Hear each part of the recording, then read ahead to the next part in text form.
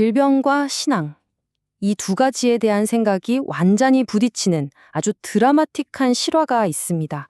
한 목회자의 기도가 죽음의 문턱에 있던 소녀의 운명을 어떻게 바꿨는지 오늘 그 놀라운 이야기 속으로 한번 들어가 보겠습니다.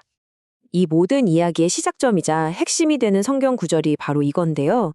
존 도이 목사가 질병을 어떻게 바라봤는지 알 수 있는 창문 같은 구절이죠.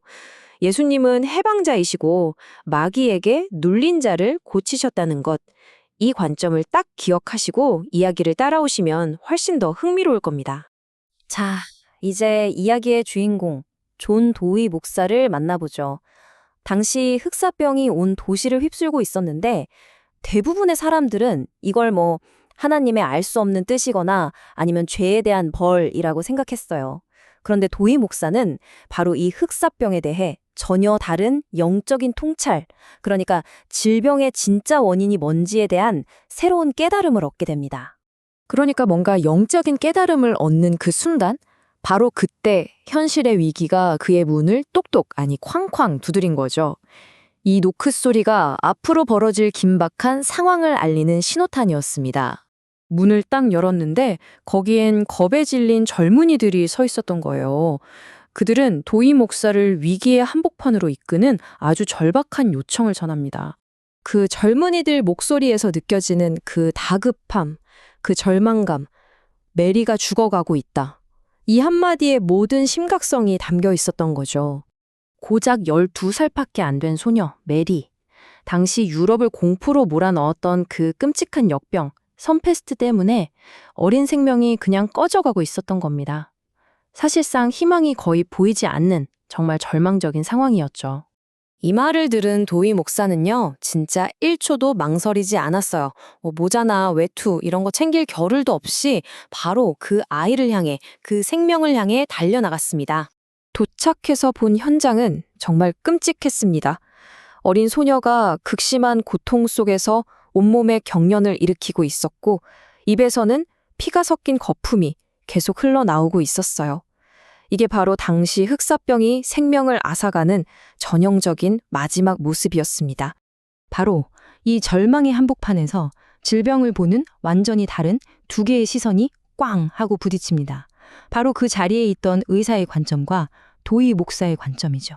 그곳에 있던 의사가 이 비극적인 상황을 보면서 한 말입니다.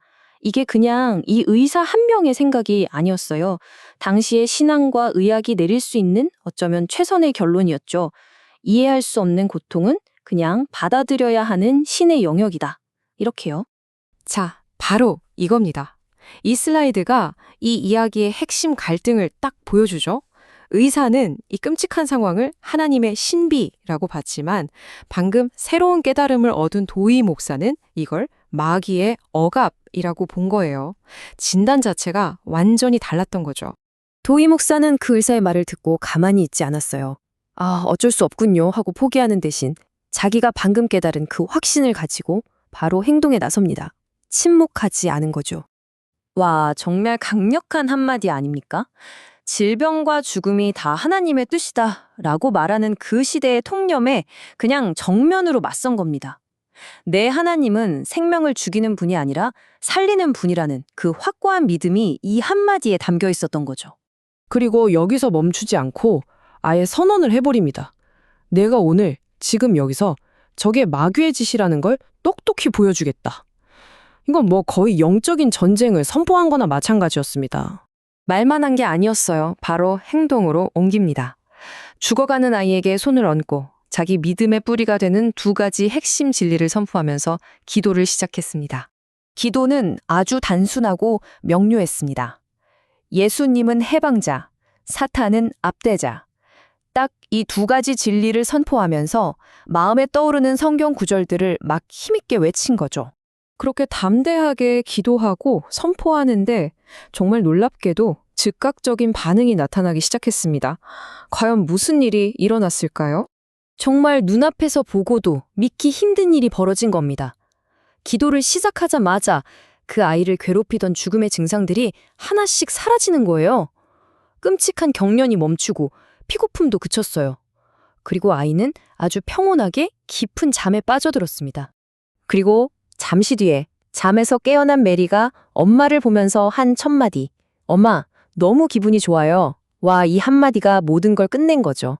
완벽한 치유를 증명하는 말이었습니다. 죽음에서 생명으로 완전히 돌아온 겁니다. 결국 이 놀라운 사건이 보여주는 원리는 아주 명확합니다. 질병은 마귀의 억압이고 치유는 구원자이신 예수님을 통해 오는 해방이다. 바로 이게 도이 목사가 깨닫고 또 삶으로 증명해낸 핵심 원리인 거죠. 자, 그럼 이 이야기를 통해 우리가 기억해야 할 핵심을 딱 3단계로 정리해 볼게요. 첫째, 문제의 근원을 제대로 파악하는 겁니다. 질병은 마귀의 억압이라는 거죠. 둘째, 해결책을 분명히 아는 겁니다. 바로 예수님이 해방자이자 치유자라는 사실. 그리고 마지막 셋째, 그냥 알고만 있는 게 아니라 믿음으로 행동하는 겁니다. 기도하고 선포하는 거죠. 결국 도이 목사와 의사의 이야기처럼 우리 앞에도 질병을 바라보는 2가지 길이 놓여 있는 셈입니다. 이 이야기는 오늘 우리에게 직접 묻고 있는 것 같아요. 당신은 질병을 그냥 받아들여야만 하는 신비로운 무언가로 보시겠습니까? 아니면 믿음으로 맞서 싸워 이겨내야 할 억압으로 보시겠습니까? 한 번쯤 깊이 생각해 볼 문제인 것 같습니다.